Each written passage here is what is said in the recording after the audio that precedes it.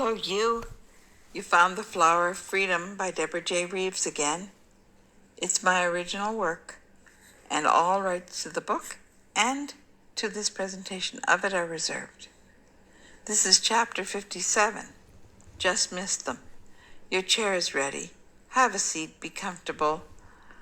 I'm glad you left your burdens outside the door. You don't need them right now, I don't think. Have a seat, be comfortable, relax.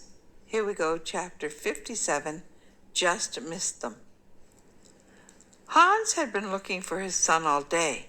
He got to the lounge restaurant by 8, but as he ate, he did not catch a glimpse of him on the slopes he had been on yesterday. He did see the little girl with the rainbow cap, and he spent a few minutes pleasantly fantasizing about reeling her in. Enough of this, he thought, and he paid his bill and he went out onto the slopes. He was an experienced skier, and he took a quick run through several slopes without seeing his son. Once he passed a young man with the same ski jacket, but it wasn't Bertie. Frustrated, he kept searching for the rest of the morning.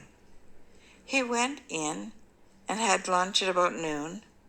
They made a passable Wiener Schnitzel and sauerkraut, something he could not get in Buenos Aires, and he had more than a passable strudel for dessert along with a bottle of crisp Niersteiner. He always thought better on a full stomach, and he decided to ask someone about the group's whereabouts. The man at the front desk had not seen the group all day. When Hans asked where the group might go, the man there asked if he had tried the restaurant on the upper slopes. You have to take the ski lift, he said as Hans handed him a hearty tip. Hans left immediately for the ski lift.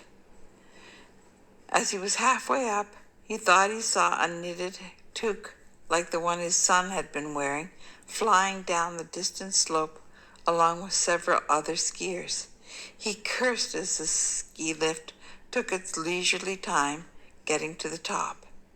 It ended at the patio of a plebeian diner that held no fascination for Hans, and he turned directly around and descended on the almost empty ski lift. By the time he got back to the bottom, they were nowhere in sight. After searching for another half hour, Hans was in a bad mood. He walked up to the man at the desk who had recently come on shift. That man had not seen the group either. Hans lingered in the lobby for another half hour, and then he went up to rest before dinner. As fortune would have it, Hans fell asleep. The happy group went into the dining room at 6:30 for dinner, and they enjoyed a leisurely meal together and discussed their plans for the next day. Michaud reported that the trains ran regularly to the next town. Someone suggested that they sleep in until 9 a.m. tomorrow morning, have a quick breakfast in the lounge, and leave at 10 or 10:30 with the intention of spending the day in town.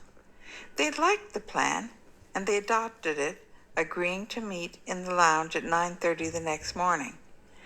At that point, they decided to convene in Philippe and Bertie's room again, and they all squeezed into the elevator. Just as the doors closed and the car began to ascend, Hans came out of the other car, which had just reached the lobby.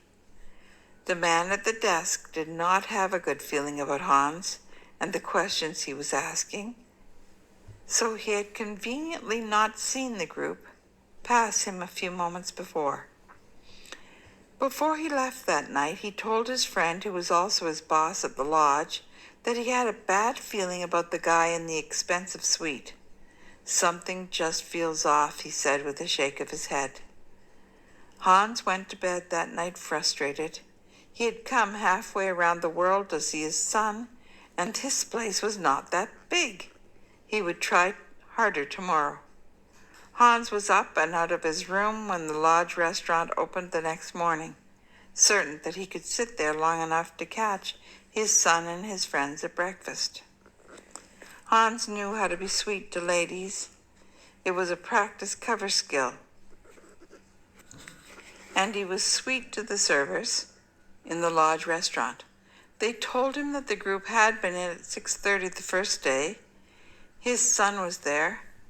They would have told him anything once he told them that he had not seen his son for 17 years because his evil wife had taken him to another country while she was pregnant.